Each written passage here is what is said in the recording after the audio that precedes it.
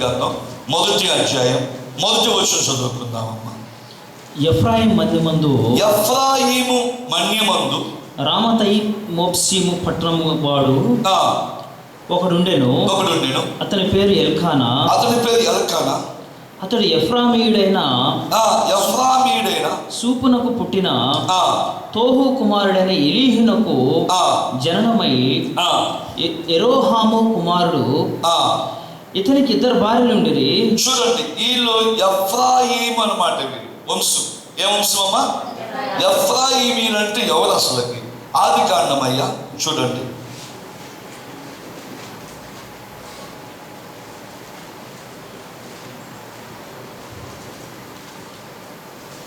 Ephraim వంశస్థులు అంటే ఎవరు అసలుకి? ఎక్కడ ఎఫ్రాయిం స్టార్ట్ అయింది? ఆది కాండమయ్యా 41వ అధ్యాయం నుంచి అయ్యా 52వ వచనం చదువుకుందామయ్యా. ఈ ఎల్కానా, హన్నా ఎఫ్రాయిం వంశస్థుడు. వీళ్ళ వంశం ప్రభువు సంబంధించిన వాళ్ళదేనా? ఆది కాండం అమ్మ చెల్లి తల్లి 41వ అధ్యాయం నుంచి 52వ వచనం చదువుకుందామమ్మా. తరువాత అతడు నాకు బాధ కలిగిన దేశమందు దేవుడు నన్ను అభివృద్ధి పొందించనని చెప్పి యేసు అంటున్నాడు, నాకు బిడ్డ పుట్టాడు, ఆ బిడ్డ నన్ను బాధలో నుంచి నెమ్మదినిచ్చాడు, నన్ను కాపాడిన దేవుడిని బట్టి దేశంలో దేవుడు నన్ను అభివృద్ధి పొందించాడు కాబట్టి 2వ వానికి ఎఫ్రాయిము అని పేరు పెట్టాడు. ఎఫ్రాయిం అంటే యేసు కొడుకు. ఎఫ్రాయిం అంటే అర్థం ఏంటంటే అభివృద్ధి. ఈ ఎఫ్రాయిం వంశంలో వచ్చాడు ఎవరు తెలుసా? సమీరు. అన్న కొడుకు ఎవరండి? సమీరు. ఎఫ్రాయిం వంశంలో పుట్టాడు, కానీ ఎక్కడ ఉన్నాడో తెలుసా? మందిరంలో. చూడండి, వాళ్ళ అమ్మ తీసుకెళ్ళి మందిరంలో జాయిన్ చేసింది కదా అని చెప్పి మందిరంలో ఏదో ఆటగా జీవించదా? నీకు అర్థమవడం కోసం కొంతమంది తల్లిదండ్రులు ఏం చేస్తారంటే కష్టపడి పనిచేసి సంపాదించి వాళ్ళ బిడ్డల్ని మంచి స్కూల్లో జాయిన్ చేస్తారు. ఎక్కడ జాయిన్ చేస్తారంటే ఇంకో రాష్ట్రంలో జాయిన్ చేస్తారు.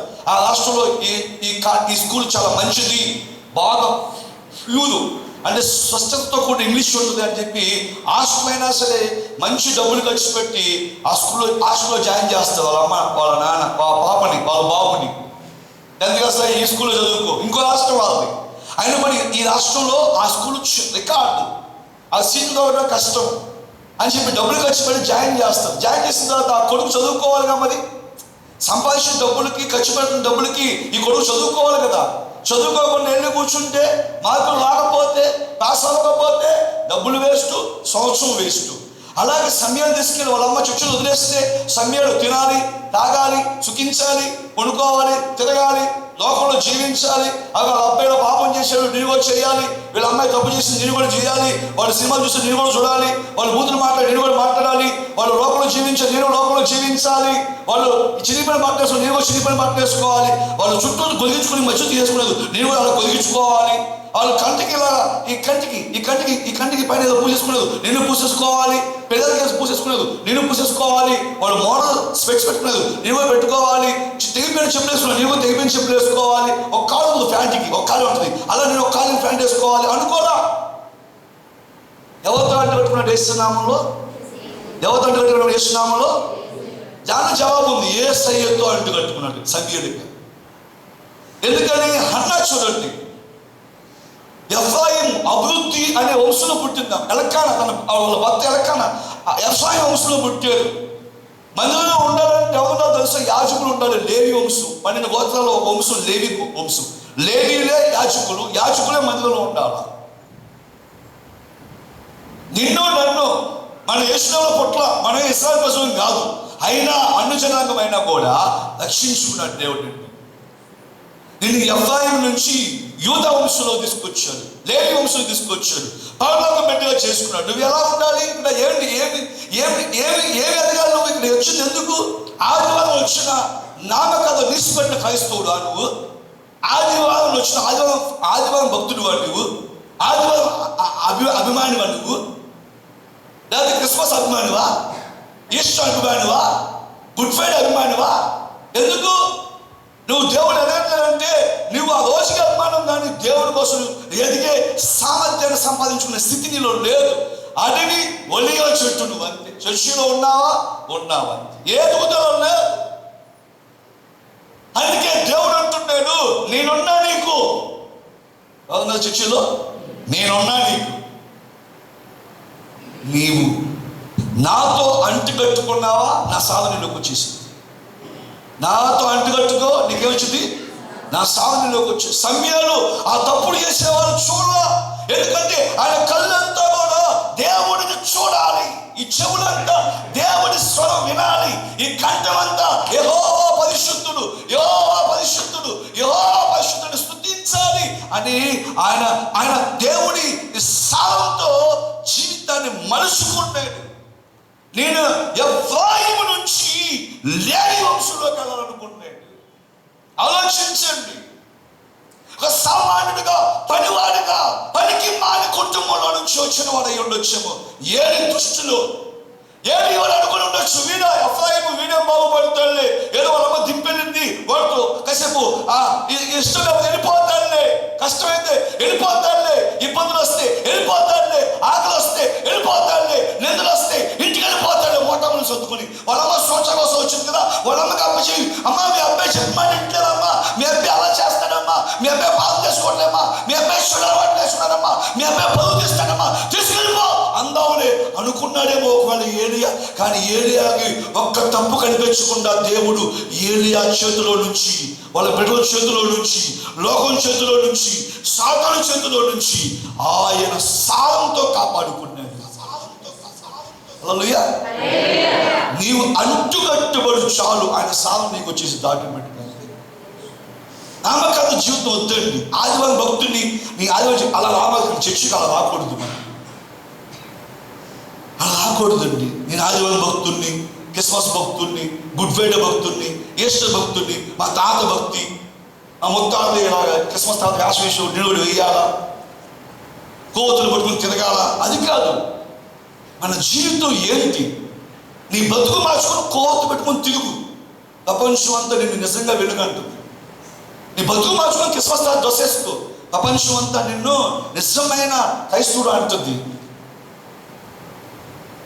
ఎందుకు? బైబిల్ గ్రంథం అడుగుతున్న మాట చూడండి. చెల్లి, తల్లి, తమ్ముడు, అన్న, మొదటి మాట ఏం చేశాడు? ఆయన ఎదిగాడండి. ఏమైందమ్మా? సమూయేలు గారి దగ్గరికి వెళ్ళి రెండో మాట అడిగి మనం త్వరగా వెళ్ళిపోదాం.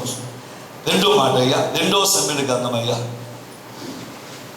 పచ్చని ఒలీవ చెట్టు మధ్యలో, అడవి ఒలీవ చెట్టు కొమ్మ నుంచి పచ్చని ఒలీవ చెట్టుతో వంట కట్టబడితే ఒకటి ఎదగాలి, రెండోది కూడా చూద్దామా అమ్మ, చెల్లి, తల్లి, తమ్ముడు.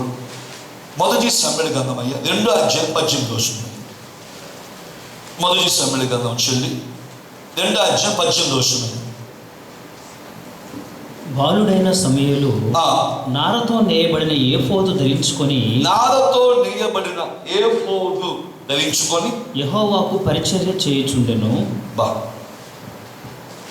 అసలుకి ఈ వచనాలు చదువుతుంటేనే నాకు అనిపించింది ఏంటంటే, చెల్లి, తల్లి, తమ్ముడు, అన్న, నేను యోగ్యుడిన ఆ విషయం చదవటానికి అనిపించిందండి నాకైతే. ఆ చదివి ఏ గది లేదు, నాకు లేదు. నేను పెంటలో సమూయేలు గారి పెంటతో సమానం. నేను ఆయన వెళ్ళేది పెంటతో సమానం. నేనైతే ఆయన ఎవరు, కుటుంబం ఏంటి, అమ్మ లేదు, అమ్మ పెంచట్లేదు ఆ వ్యక్తిని, అన్నం తినిపించట్లేదు, భుజాలు ఎత్తుకొని లాలించట్లేదు, ఒళ్ళో పడుకోబెట్టుకొని పాలివ్వట్లేదు అమ్మ, స్నానం చేయించట్లేదు అమ్మ. కానీ చర్చిలో ఊరికి ఉండిపోయాడా? కొంతమంది వస్తారు, మహానుభావులు అంటారు, వాళ్ళని ప్రశాంతంగా వచ్చి షర్టు ఫ్యాన్ కూడా ఏమి నలగదు, నలగకూడదు, చూసుకుంటే తడవకూడదు, పైన ఫ్యాన్ తిరగాల, ఏసీ ఉండాలా, కుర్చీ ఉండాలా, ఆ కుర్చీ మరత కుర్చీ ఉండాలి, అలా పడుకోవాలా. ఏ పని చేయదు చర్చిలో. కొంతమంది వచ్చామా, వచ్చు, ఉన్నారా, ఉన్నాం, అయిపోయిందా, అయిపోయింది, వెళ్ళేదా. దేవుడి యవన వయసులో ఉన్నా నేను, యవన వయసులో నేను దేవుడు పరిచయం చేస్తున్నాను. ఈ అందం ఎవరిది? దేవుడు. ఆరోగ్యము దేవుడు, ఈ జీవితము దేవుడిది. నీకు పుట్టినప్పుడే ముక్కు లేకుండా పుట్టించితే నిన్ను, నీకు ముక్కు లేదు, ముక్కు లేదంటే హోల్స్ ఉన్నాయి, పైన లేదు, ఒకసారి కళ్ళు మూసి ఊహించుకో. గమనించి, ముక్కు లేకుండా, ముక్కు ఉంది, హోల్స్ ఉంది, గాలి పీల్చుకున్నా, ముక్కులు మాత్రం ఈ చర్మం పైన చర్మం రావాలి. పుట్టిన తర్వాత చాలా చోట్ల ప్రయత్నం చేస్తే 2 కోట్లు అయితే అది పెట్టాలంటే ప్లాస్టిక్ సర్జరీ చేయాలంటే అని చెప్పారు. 2 కోట్లు లేవు కదా అని ఆ హోల్స్ తిరుగుతున్నావు.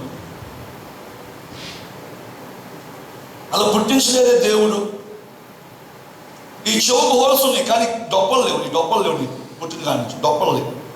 ఎక్కడ పెట్టుకుంటావు? ఈ చెవులు దిద్దు ఎక్కడ పెట్టుకుంటావు? డొప్పలు లేవు కదా. లోపల తోయేస్తావా? లోపల దీన్ని పెట్టుకుంటావా? ఇది కళ్ళం పెట్టి లోపల గిల్లేసి లోపల నుంచి ఒక బయట మీద లాగి ఎలా తీసుకున్నా ఊపుగా ఉంటావు. బొట్లో అంటావా? అలా పుట్టావా? చెవులు డొప్పలు లేకుండా పుట్టావా? నువ్వు వయసులో అనుకుంటావు నా చెవి ఏంటి, నా ముక్కేంటి, నా మొక్కేంటి అనుకుంటున్నావు. నీకు ఇచ్చింది ఎందుకు? దేవుడు పని చేయటానికి. ఏం చేయడానికమ్మా?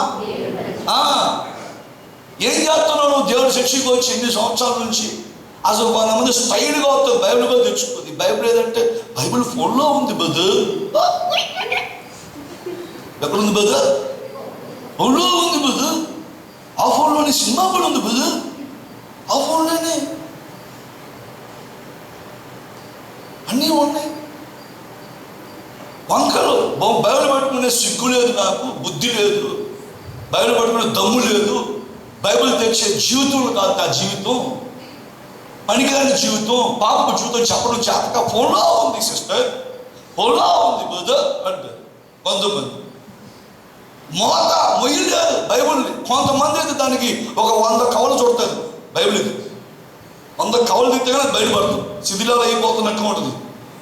ఆ 100 కవలు తీయడానికి టైం అయిపోతున్నా వాళ్ళ కవలు బయటపడి ఆ కవలను పెట్టుకుని బైబిల్ పెట్టుకుని వచ్చేసి వెళ్ళిపోతుంది. కొంతమంది ఏ పనైనా చేస్తారని చేయను. ఆలోచించండి, గమనించండి. ఎందుకని ఎఫోదు ధరించుకున్నాడంటే ఇది కాదు. ఎఫోదు ఎవరు ధరించుకోవాలి తెలుసా? యాజకుడు ధరించుకోవాలి ఎఫోదు. నిర్గమాకాండం చూడండి అమ్మా ఒకసారి. లోతుగా చూద్దాం, పైన వద్దు, లోతుగా ఆలోచిద్దాం మనం. చెల్లి ఎఫోదు ఎవరి కోసం దేవుడు నిర్మించాడో ఎవరితో చెబుతున్నాడో 39 చూడండి. పైన వద్దు మనకి. ఎఫ్రాయిము అంటే ఎవరు? యేసోవు కొడుకు. అలా తెలుసుకోవాలి మనం. మీరు అలా చెప్పాలి, అలా వినాలి, బాగా లోతుగా వినాలి. నిర్గమాకాండం అమ్మ, అయ్యా, చెల్లి, తమ్ముడు, అన్న, త్వరగా వెళ్ళిపోదాం, టైం అయిపోయింది. 39 అధ్యాయం అయ్యా, 1వ వచనం 2వ వచనం అయ్యా. యెహోవా మోషేకు ఆజ్ఞాపించినట్లు పరిశుద్ధ స్థలములో అహరోను సేవ నిమిత్తము నేల తోమ్ర రక్త వర్ణములు గల సేవా వస్త్రములను, సేవకుల వస్త్రం ఉందంట, ఆ వస్త్రములను అనగా ప్రతిష్ఠిత వస్త్రములను కుట్టాలంట. ఒక వస్త్రం కుట్టుకోవాలి. తర్వాత మరియు అతడు బంగారముతో నీల ధూమ రక్త వర్ణములు గల చూడండి, ముత్యాలు చూడండి, ధూమ రక్త నీల వర్ణములు గల నూనెతో పేరిన సన్నని నారతో ఏఫోదును చేసి ఏఫోదు ఈ యొక్క అహరోను అనే యాజక వంశం గల వాళ్ళే ధరించుకోవాలి. కాబట్టి బట్టి ధరించుకోకూడదు. అది సేవా వస్త్రం. ఏ వస్త్రం అంటే అది సేవా వస్త్రం వేసుకుని వెళ్ళాలి, అతి పరిశుద్ధ స్థలంలోకి వెళ్ళాలి. అలాంటి దానిలో చిన్న బాలుడుగా ఉండి యెహోవాకు పరిచర్య చేయటం వలన ఎఫ్రాయిము వంశం నుంచి సమూయేలు లేవి వంశానికి వెళ్ళిపోయినంత గొప్ప స్థితిని, గొప్ప స్థానాన్ని, గొప్ప స్థాయిని ఇచ్చాడు దేవుడు. ఎందుకో తెలుసా? సమూయేలు గారు యెహోవాతో అంటకట్టబడ్డాడండి. చూడండి, ఒక తల్లిగా నీవు అంటకట్టబడితే నీ బిడ్డలు ఎక్కడ ఉంటారో సమూయేలు లాగా చర్చిలో పరిచర్యలో ఉంటారు. సేవకుని కాళ్ళు బూట్లు మోసి దగ్గర ఉంటారు. నువ్వేమో యెహోవా సారం లేదు, నీకు యేసే సారం లేదు. ఇక నీ బిడ్డకి ఏ సారం వస్తుంది? యేసే సారం ఎలా వస్తుంది? రాదు. ఎందుకని? అక్కడ హన్నా లేదు, కానీ యెహోవా సారం ఉంది సమూయేలులో. నువ్వు ఉన్నావు తల్లిగా, నువ్వు ఉన్నావు తండ్రిగా. ఎందుకని? పేరుకే బతుకున్నానని పేరైతే ఉంది, కానీ మృతురాలివి. నీ కూతురు ఏం చేస్తుందో తెలియదు, నీ కొడుకు ఏం చేస్తున్నాడో తెలియదు. అయినా కూడా వాళ్ళే గొప్ప వాళ్ళే గొప్ప వాళ్ళే గొప్ప అంటూ, వాళ్ళు ఎంత గొప్ప వాళ్ళు అయితే దేవుని పనిలో, దేవుని కృపలో, దేవుని కొరకు పరితపిస్తారు. ఆలోచించండి, పరిచర్య ఎలా చేయాలంటే దేవుడి యొక్క వాక్యం తెలియజేయబడుతున్న మాటను గుర్తించండి అమ్మ చెల్లి. కొరింథీయులకు రాసిన 2వ పత్రిక అయ్యా, పరిచర్య ఎఫోదు ధరించుకున్నాడు ఆ రోజు అయ్యగారు. కొత్త నిబంధనలో పౌలు గారు పత్రిక రాశాడు. కొరింథీయులకు రాసిన పత్రిక, మొదటి పత్రిక అయిపోయింది. 2వ పత్రిక రాస్తూ ఇలా చెప్తున్నారండి. 3వ అధ్యాయం అయ్యా, అందరూ తీయనమ్మ, కొత్త నిబంధన గ్రంథము కొరింథీయులకు రాసిన 2వ పత్రిక 3వ అధ్యాయం 3వ వచనం చెల్లి. తల్లి, తమ్ముడు, అన్న, అయ్యా, అమ్మ త్వరగా వెళ్ళిపోదాం చెల్లి, త్వరగా వెళ్ళిపోదాం అన్న. రాతి పలక మీద గాని సిరాతో గాని రాయబడక మెత్తని హృదయములు అను పలక మీద జీవము గల దేవుని ఆత్మతో మా పరిచర్య మూలంగా, జీవము గల దేవుడి ఆత్మతో మా పరిచర్య. చూసారా, ఏ పరిచర్య ఇది? దేవుడి ఆత్మతో చేయాలి పరిచర్య. సేవకుడు ఎప్పుడైతే తన దేవుడి ఆత్మతో నింపబడి, అయ్యా ఈ పని నువ్వు చెయ్యి అంటే, అది సమాజం దృష్టిలో చిన్నది కావచ్చు, సమాజం దృష్టిలో గొప్పది కాకపోవచ్చు, కానీ నువ్వేం చేయాలి? దేవుడు చెప్పిన పని చెయ్యాలి. లేదా సేవకుడితో కాదు, దేవుడు నీకే చెప్తాడు డైరెక్ట్గా. చూపించిన నీకే చెప్తాడు డైరెక్ట్గా. అప్పుడు ఏం చేయాలా? తన ఆత్మతో పరిచర్య చేయాలి. ఆలోచించు, రోమా పత్రిక అయ్యా, తన ఆత్మతో పరిచర్య చేయటువంటి ఏంటి చూడండి అమ్మ. ఆయన పని చేయటువంటి ఏంటి? రోమా పత్రికలో నుంచి అధ్యాయము వచనము తెలియదండి, 7వ అధ్యాయం అయ్యా 6వ వచనం చదువుకుందామమ్మా. చూడండి అమ్మ, ఆత్మతో అంటే ఏంటో మనకి ఇంకా విపులంగా, అంటే వాక్యం విస్తృతపరచబడాలి మీకు. అక్కడ మాట చెప్తే మీకు అర్థం కాకపోవచ్చు. చూడండి అయ్యా, రోమా పత్రిక అమ్మ, అందరూ తీయండి అయ్యా చెల్లి, తల్లి, తమ్ముడు, 7వ అధ్యాయం అయ్యా 6వ వచనం అయ్యా. ఇప్పుడైతే దేని చేత నిర్బంధింపబడితిమో దాని విషయమై చనిపోయిన వారమై ధర్మశాస్త్రము నుండి విడుదల పొందితిమి. గనుక మనము అక్షరానుసారమైన ప్రాచీన స్థితి గలవారము కాక, చూడండి, ఆత్మానుసారమైన నవీన స్థితి కలిగిన వారమై సేవ చేస్తున్నాం. పరిచర్య ఎలా చేయాలమ్మా? నవీన స్థితి. ఎవరి వల్ల? ఆత్మానుసారమైన నవీన స్థితి అంటే అందుకే పౌలు ఎలా చేసేవాడు పరిచర్య? యెహోవా, జీవం గల యెహోవా ఆత్మతో పరిచర్య చేశామని. మనము దేవుడి పని కోసం ఎన్నిక చేయబడ్డాం. మాట్లాడుతున్న వాక్యము నీకు ఒక ముక్క అర్థం కాదు. ఎందుకు అర్థం కావట్లేదంటే నీ సారములో దేవుడు లేడు, నువ్వు దేవుడితో అంటుకట్టుబడ్డా. ఇక నీకు ఏ మాట అర్థం కానప్పుడు నువ్వు ఈ పరిచర్య చెయ్యి, ఈ పరిచర్యే చెయ్యి అని ఆత్మ నీకు ఎలా మాట్లాడతాడు? మాట్లాడు. నువ్వు దేవుడితో ఇలా అంటుకట్టబడితే, ఎదిగావు కదా, అంటుకట్టుబడి ఎదిగావు కదా, అప్పుడు దేవుడు స్పష్టంగా నీకు సమూయేలు అని మాట్లాడాడు కదా 3వ అధ్యాయంలో బాలుడిగా ఉండగానే. మరి నీతో ఎందుకు మాట్లాడదు?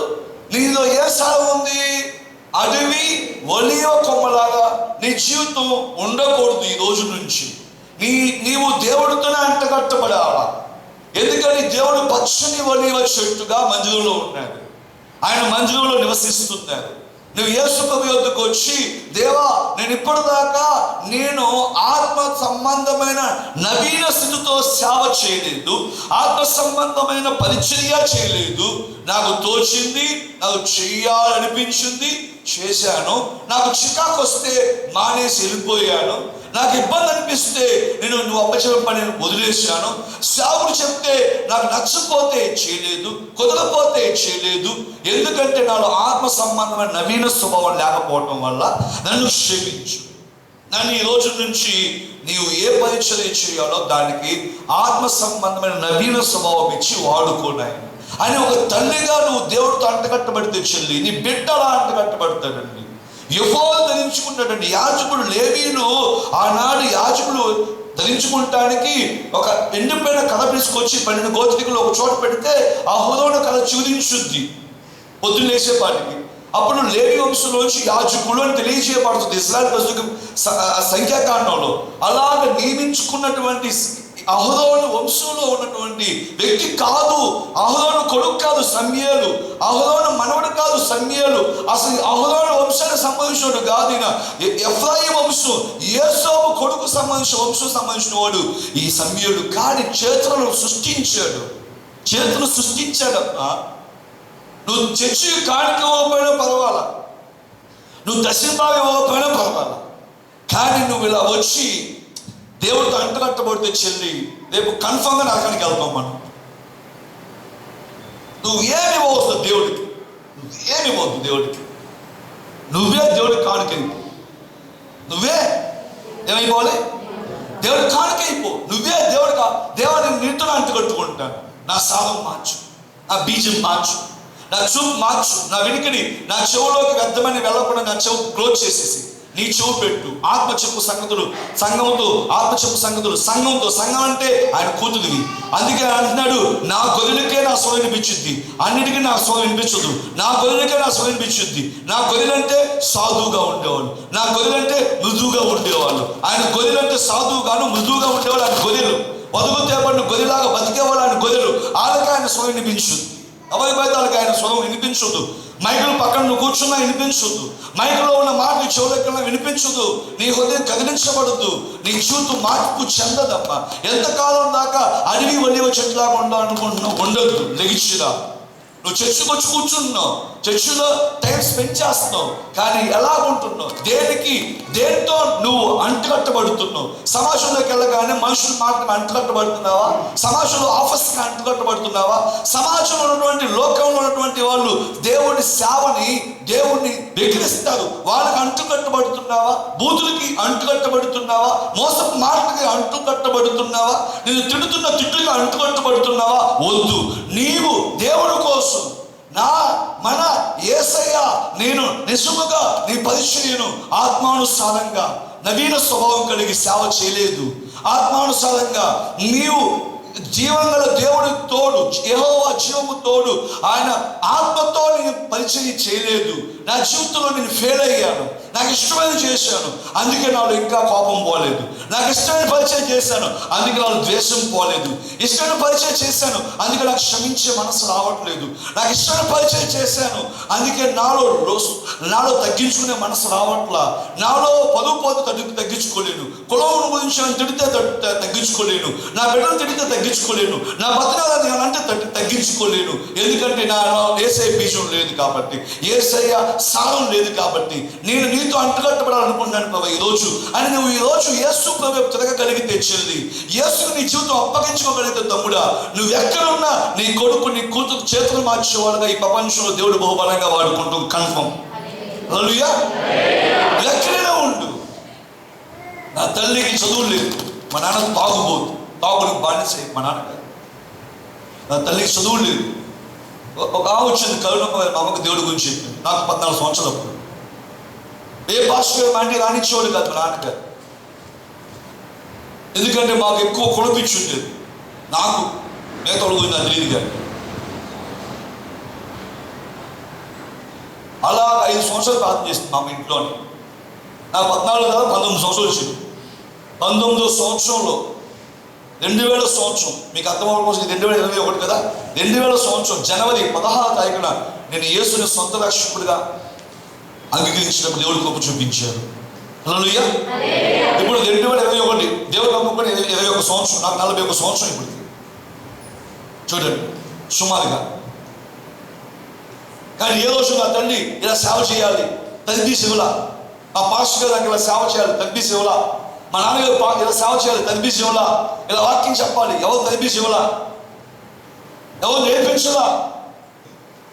కానీ నా తల్లి ఏం నేర్పించింది తెలుసా, నా తండ్రి ఏం నేర్పించో తెలుసా, నాకు బాప్తిసం ఇచ్చిన ఆత్మీయ తండ్రి సేవకుడు నాకు ఏం నేర్పించో తెలుసా, నా సేవకుడు నాకు మోకాల పాత నేర్పించాడు, నా తల్లి నాకు ఉపవాస పాత నేర్పించింది, నా తల్లి నాకు కన్నీటి పాత నేర్పించింది, మా నాన్నగారు నాకు ఏం నేర్పించింది తెలుసా, ఎంత బాధ అయినా సరే బాధ్యతల కోసం భరించాలని నేర్పించింది మా నాన్న.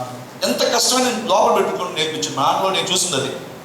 ఎంత కష్టమైన, ఎంత ఇబ్బందులైనా అలా దిగమింగుకొని అలా ఉండేవాడు ఆయన. నాకు సమృద్ధిగా పెట్టేవాడు ఆయన, దిగమింగుండేవాడు. అప్పుడేమో తెలియదు, లాస్ట్ దాకా అలా దిగమింగుంటూ నేర్పించాడు మా నాన్న. ఎన్ని కష్టాలైనా ఏ మనిషి మానేసి లేకూడదు. వాళ్ళు మనల్ని బాధ పెట్టినామండి, మనం వాళ్ళని బాధ పెట్టకూడదు. వాళ్ళని దుఃఖపెట్టినామండి, యేసు అలా భరించారు కదండి. అదే చేసే వాళ్ళకి ఇచ్చారు, వాళ్ళకి నేర్పించారు. మరి ఏమి తెలుసుకున్నావు చర్చికి వచ్చి నీ సంవత్సరాల నుంచి? నువ్వు 150 సంవత్సరాల చేతిలో ఉన్న సంఘానికి వెళ్తున్నావు, 10 లక్షల మంది వచ్చే సంఘానికి వెళ్తున్నావు, అంతర్జాతీయ సేవకుడు చెప్తున్న వాక్యాన్ని వింటున్నావు. అసలు నువ్వేంటి చైతన్యం?